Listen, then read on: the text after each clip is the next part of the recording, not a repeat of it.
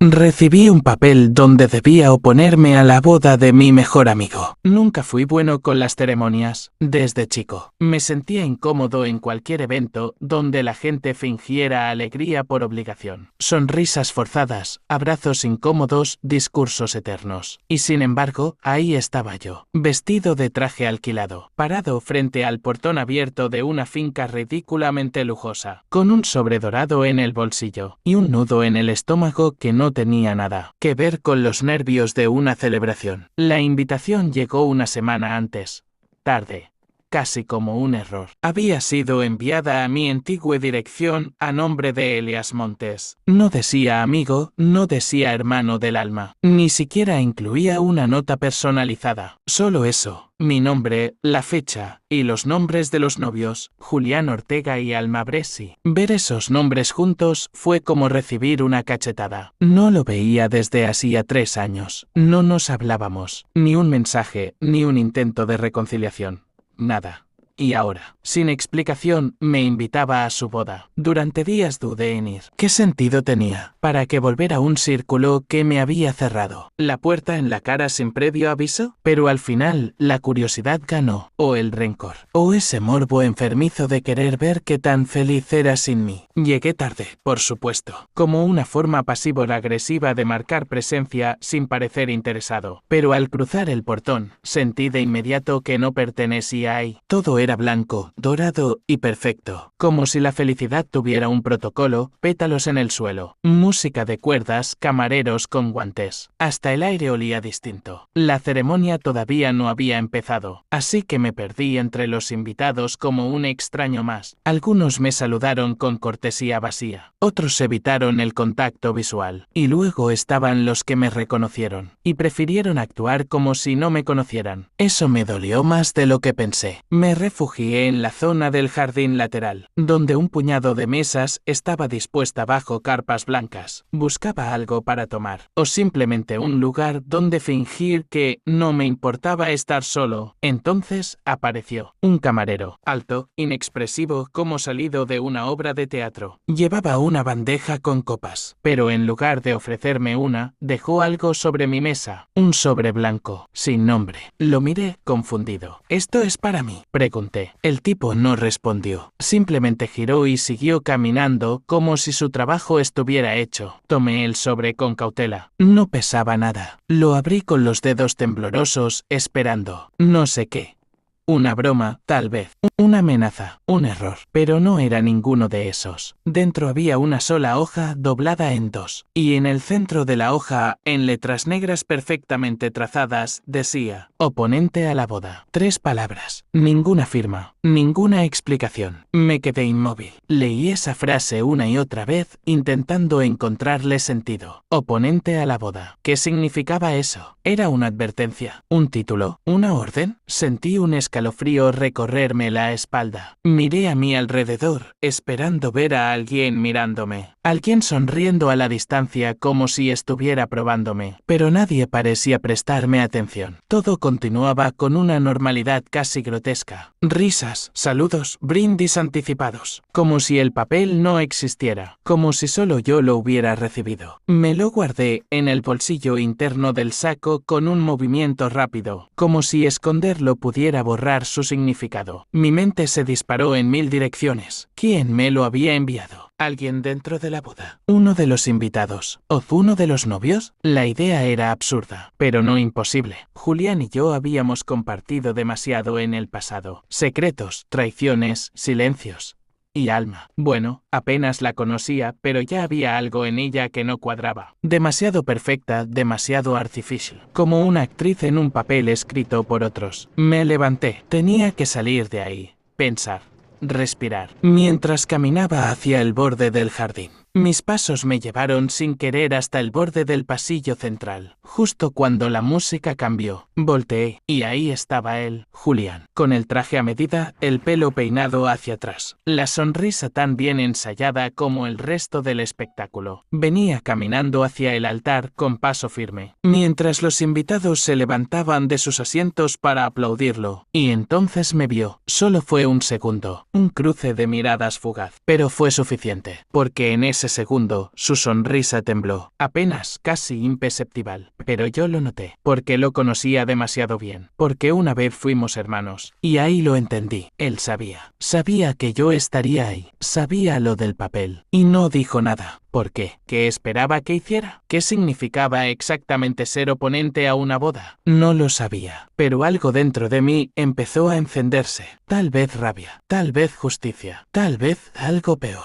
Después de esa mirada, no volví a ser el mismo. No podía. Julián me había mirado como si hubiera estado esperándome, como si, de alguna forma retorcida, mi presencia fuera parte del guión. Y eso me inquietó más que cualquier otra cosa. La ceremonia siguió como si nada. Los violines lloraban melodías de fondo, mientras el juez se aclaraba la garganta con solemnidad y los invitados volvían a tomar asiento. Yo no me moví, me quedé de pie al borde del pasillo, congelado entre el impulso de irme y el deseo oscuro de quedarme, a ver cómo todo se desmoronaba. Alma apareció, claro, vestido blanco, sonrisa celestial, caminando con la seguridad de quien sabe que todo el mundo la está mirando. Su presencia era tan impactante que parecía ralentizar el tiempo a su paso, pero algo en sus ojos me perturbó. No brillaban, no había emoción real, era como si estuviera actuando una escena, una que había ensayado muchas veces. Cuando se encontró con Julián en el altar, lo besó en la mejilla. Un gesto pequeño, delicado, y completamente vacío. Mi mano se cerró con fuerza dentro del saco, apretando el papel. Sentía su textura áspera, sus palabras quemando contra mi pecho. Oponente a la boda. Porque yo. La ceremonia pasó como una sombra. Palabras huecas, risas calculadas, votos perfectos. Gente llorando por emoción fingida. Yo no aplaudí. Ni siquiera pestañeé. En algún punto. Mi cuerpo actuaba por mí. Me senté, me levanté. Caminé entre la multitud como un autómata más. Hasta que un detalle interrumpió la escena. Una chica de vestido rojo. Alta, con el cabello suelto, labios pintados de carmesí. No la conocía. Jamás la había visto antes. Pero ella caminó directo hacia mí entre los grupos de invitados. Con una copa en la mano y una sonrisa que no le llegaba a los ojos. ¿Lo recibiste?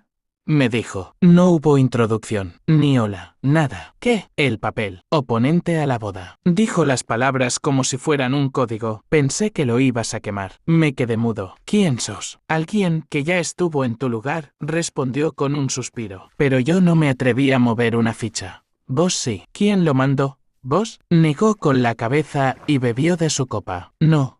Pero sé quién. Todos los que formamos parte de esto lo sabemos. ¿Parte de qué? Del juego. ¿Qué juego? Esther sonrió. La boda, el papel, vos. Porque yo. Ella me miró entonces con una mezcla de lástima y respeto. Porque vos sos la única pieza que no pueden controlar. Y sin decir más, se dio media vuelta y se perdió entre los invitados. La busqué. De verdad la busqué. Me moví rápido entre las mesas, los camareros, los grupos de risas falsas. No había rastro de ella, ni siquiera una copa dejada atrás. Era como si jamás hubiera estado ahí, y eso solo me asustó más. Volví al salón principal, donde ya comenzaba el banquete. Todo era impecable. Los novios saludaban, los flashes estallaban. La música suave acariciaba las conversaciones. Pero yo no podía escuchar nada. Mi cabeza latía con ideas imposibles, con teorías que no quería creer. ¿Era posible que Julián estuviera en esto? ¿Que Alma también? ¿Y esa mujer de rojo? ¿Parte de qué? ¿De una conspiración? ¿De una red de verdades ocultas? Tenía que salir de ahí. Fui al jardín trasero, buscando oxígeno. Me sentía observado, como si la boda entera girara alrededor mío y no pudiera verlo del todo. Caminé entre las plantas, los arbustos perfectamente recortados, los senderos iluminados por faroles cálidos. Y entonces, una voz. ¿No lo vas a hacer? Me giré bruscamente. Era un hombre joven, de traje oscuro, apoyado contra un árbol como si llevara horas ahí. ¿Quién sos? Nadie sonrió. ¿O alguien que apostó a que lo harías? ¿Apostó? A que ibas a cumplir tu rol. A que ibas a arruinar esta boda. Me acerqué, molesto. ¿Qué rol? ¿De qué estás hablando? Del papel, Elías. El papel que te mandaron. Vos sos el oponente. ¿Y vos qué sabes? Todo. Sé quién lo mandó. Sé por qué estás acá. Sé por qué vos. Me paralicé. ¿Quién? Alma. La sola mención de su nombre me dejó sin aire. Eso es imposible. No lo es. Ella te eligió porque te recuerda, porque una vez la miraste distinto a todos los demás, porque te besó, no, tragué saliva. Mis recuerdos se retorcieron como serpientes. Eso fue hace años. No significó nada. Para vos, no, para ella, fue una salida. ¿Una salida de qué? De esto. ¿De qué estás hablando? El hombre se enderezó. Su mirada cambió. Se volvió más seria. Ella no quiere casarse, pero no puede huir. Así que planeó su escándalo. Perfecto, vos. Un antiguo mejor amigo con quien no habla hace años. Perfecto para parecer un loco resentido. Un saboteador sin causa. El tipo al que nadie escucharía, pero que dejaría una mancha imposible de borrar. ¿Y vos? ¿Qué ganas con decirme esto? Tal vez me gusta ver cómo que las máscaras. O tal vez también fui un oponente antes, y me quedé callado. Dio un paso hacia mí, susurrando. No cometas el mismo error. Si hablas ahora, todavía podés cambiarlo todo. Y se fue. Sin más, me quedé solo, con el zumbido de las luces, el murmullo lejano de la fiesta y ese papel quemando contra mi pecho. Oponente a la boda. No sabía qué hacer, no sabía en quién confiar. Solo sabía una cosa con certeza, alguien más sabía. Y ese alguien estaba apostando por mí. Esa noche no dormí. Después de la boda, me fui sin despedirme. No esperé el vals, ni el brindis, ni el pastel. Crucé el jardín a paso rápido y manejé sin rumbo durante horas, con el papel aún en mi bolsillo como si fuera un virus que no podía sacarme de encima. Las luces de la ciudad pasaban como manchas de neón borrosas, y cada vez que cerraba los ojos veía a Julián en el altar, y a Alma mirándome con esa cara de nada, con esos ojos vacíos que no combinaban con su vestido blanco. ¿Ella lo había enviado? ¿De verdad me había elegido para detener su boda? La idea era demasiado retorcida, y demasiado lógica al mismo tiempo. Volví a casa con la cabeza llena de voces, no las de otros. Las mías, las que me hablaban desde el fondo, las que había silenciado durante años, porque no era verdad que no recordaba Alma, al contrario, era imposible olvidarla. La conocí un año antes de que mi amistad con Julián se rompiera. Una fiesta en la universidad, música fuerte, humo en el aire, risas nerviosas, copas baratas. Ella estaba sola, sentada en una esquina, leyendo un libro como si no estuviera rodeada de caos. Me acerqué porque eso me pareció absurdo. ¿Quién lee en medio de una fiesta? Y después, simplemente pasó. La conversación, el silencio cómodo, la complicidad muda, el beso. No fue un beso fogoso, ni un error de borrachos. Fue algo distinto, como si los dos supiéramos que no debía pasar y justo por eso sucedía. Me alejé antes de que alguien nos viera. Nunca hablamos de eso, nunca lo repetimos. Y sin embargo, esa noche cambió todo. Un mes después, ella empezó a salir con Julián, y yo me alejé. No solo de ella, de él también. Como un cobarde. Menos. Después de la boda, la realidad cambió. Nada volvía a sentirse normal. Todo tenía un doble filo. La ciudad parecía más hostil, más callada. Durante días, me moví como un extraño en mi propia vida. Trabajaba sin pensar, comía sin hambre, dormía poco y mal. Y el sobre, ese maldito sobre, seguía en mi cajón, esperándome como una trampa abierta. Hasta que llegó otro. Un miércoles, después del trabajo, lo encontré bajo la puerta de mi departamento. Esta vez no era blanco, era negro. Y en el interior, una sola línea. Hoy, las 22. Terraza del Hotel Beland. No había firma, ni explicación, pero yo ya no esperaba lógica. Algo en mí sabía que iba a ir, aunque cada fibra de mi cuerpo dijera que no. Menos. El Hotel Beland era elegante, pero no tanto como parecía. Un lugar que quería aparentar más de lo que ofrecía. Perfecto para encuentros secretos. Subí por el ascensor en silencio, con el corazón latiendo en los oídos. Me detuve en el piso más alto. La terraza estaba casi vacía. Solo un par de mesas, una baranda de vidrio y una figura de espaldas. Ella, vestido azul oscuro, cabello recogido, cigarro en la mano. Alman, dije, apenas un susurro. Ella no se giró enseguida. Se tomó su tiempo. Dio una pitada lenta, soltó el humo con calma y recién entonces me miró. No sonrió, pero tampoco parecía sorprendida. Viniste. No me diste opción. Siempre tenés opción, Elias. Esa es la parte que los hombres como vos no entienden. Caminé hacia ella, lento. ¿Fuiste vos? ¿Qué crees? Que sí. Ella asintió, apenas. No me equivoqué contigo. ¿Qué querés? Que cumplas tu rol, como saboteador, como verdad viviente. Me reí.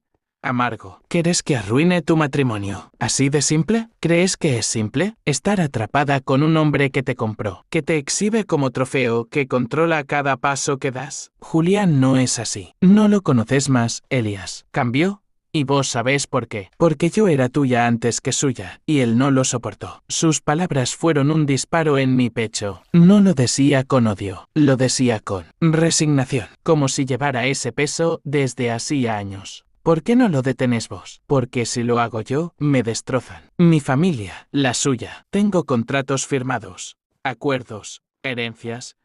Estoy vendida. Vos sos el único que no tiene nada que perder. ¿Y por qué crees que lo haría? Porque me amaste. Me congelé. No, sí.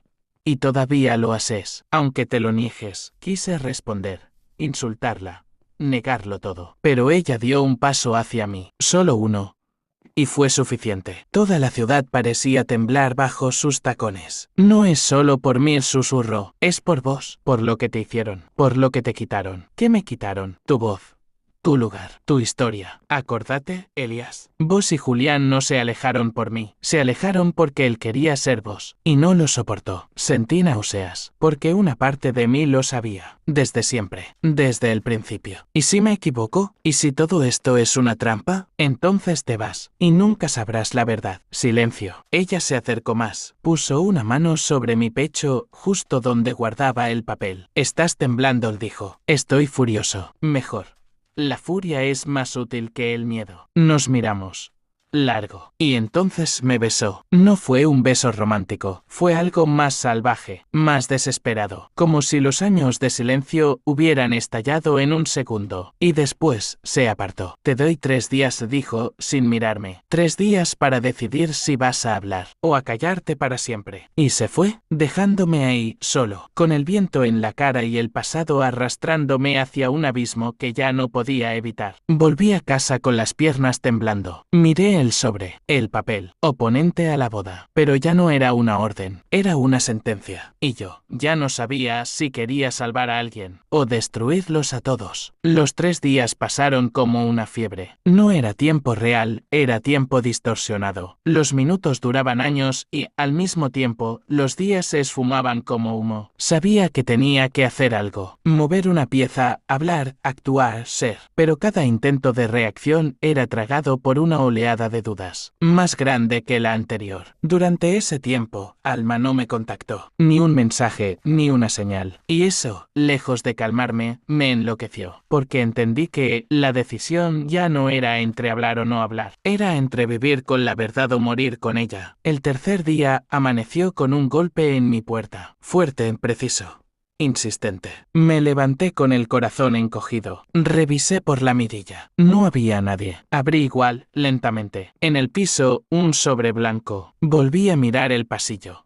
Vacío. Lo levanté con cuidado, casi con repulsión. Dentro había una única hoja, escrita a mano. No la creas, tiene sus propios planes. No sos el único. El mundo se tambaleó. La letra era distinta a la del primer papel. Más apurada, más desprolija. ¿Quién lo había escrito? ¿El mismo que me había hablado en el jardín? ¿La mujer del vestido rojo? ¿O Julián? ¿Y si todo esto era un juego macabro entre ellos dos? ¿Y si yo era solo la carnada? La pregunta me carcomió todo el día. En el trabajo no podía concentrarme. Veía dobles sentidos en cada conversación. Empecé a desconfiar de mis compañeros, de mi jefe, incluso de los mensajes que me llegaban al celular. Estaba atrapado en una paranoia que no podía detener, pero no me detuve. Empecé a investigar. Busqué en redes, en registros, en fotos antiguas de la boda. Encontré a la mujer de rojo. Su nombre era Bianca Montenegro. No figuraba como amiga de Alma, ni de Julián, pero aparecía en varias fotos, siempre al fondo, siempre con alguien distinto, como si estuviera ahí para observar. Seguí el rastro. Trabajaba en una consultora de imagen. Había colaborado en varias bodas importantes, incluso en algunas organizadas por la madre de Julián. Pero lo más interesante no fue eso, fue lo que encontré en un foro privado de eventos.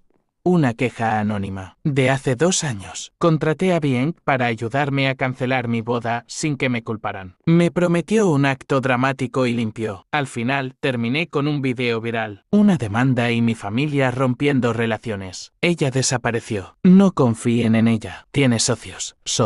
Esto era lo que hacían. Destruir bodas por encargo. O encubrían otras cosas. Todo me resultaba demasiado enfermizo para ser real. Pero era real. Y entonces volví a pensar en Alma. ¿Y si ella no era víctima? ¿Y si era parte del sistema? ¿Y si yo había sido elegido no por lo que sentíamos, sino por lo fácil que era manipularme? Esa noche no pude quedarme quieto. Fui al edificio donde vivían Alma y Julián. Un penthouse de lujo, seguridad reforzada, cámaras en cada esquina. Pero recordaba algo de cuando éramos amigos. Un pasadizo por la cochera trasera que no tenía cámaras, usado por los repartidores. Esperé a que un delivery llegara y me escabullí detrás suyo. Subí los 13 pisos por la escalera. No podía arriesgarme al ascensor. Cada paso era un tambor en mi pecho, cada planta un recuerdo. Llegué al último piso. Me escondí en el pasillo lateral donde podía ver la puerta del departamento. Esperé 1 hora, 2. Casi a la medianoche, la puerta se abrió, y lo que vi me congeló. Alma salió, sola, vestida de negro con una capucha. Se movía rápido, sin mirar atrás. La seguí. Bajó hasta el estacionamiento. Entró en un auto que no era de ella. Un sedán oscuro con vidrios polarizados. No se encendió, solo se quedó ahí, esperando. Y entonces, alguien más entró al auto. Un hombre. No era Julián. No pude ver su cara, pero si vi su reloj, lo reconocí. Era el mismo que usaba el tipo que me había hablado en el jardín de la boda. Ese que me había dicho que ya estuvo en mi lugar. ¿Era él?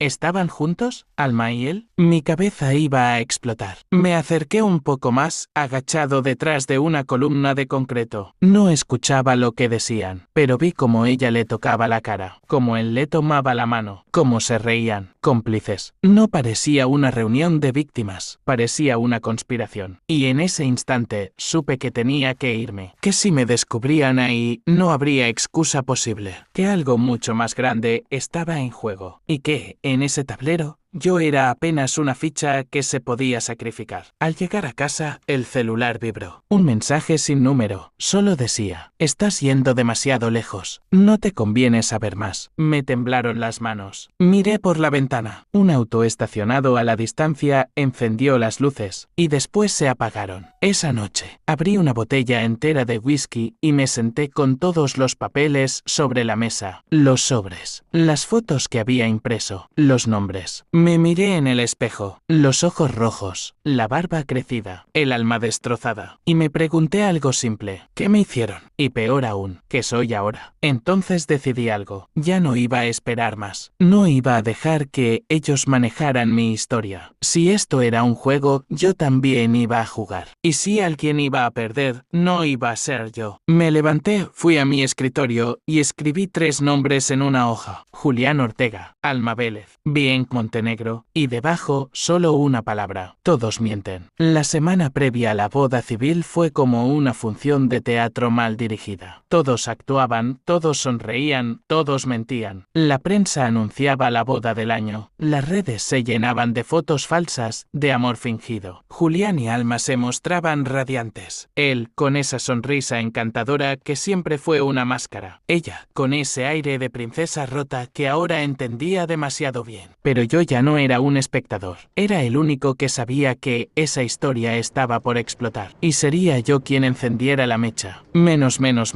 El plan comenzó una tarde gris en un café olvidado del centro. Me cité ahí con alguien a quien jamás pensé volver a ver: Valeria, la exnovia de Julián. La última antes de Alma. La que había desaparecido de repente, según Julián, por inestabilidad emocional. Pero eso no era verdad. No después de lo que descubrí. ¿Por qué me llamaste? me dijo sin sentarse. Pensé que habíamos cerrado este capítulo. El capítulo sigue abierto, Valeria. Y creo que vos sabés más de lo que decís. Ella dudó.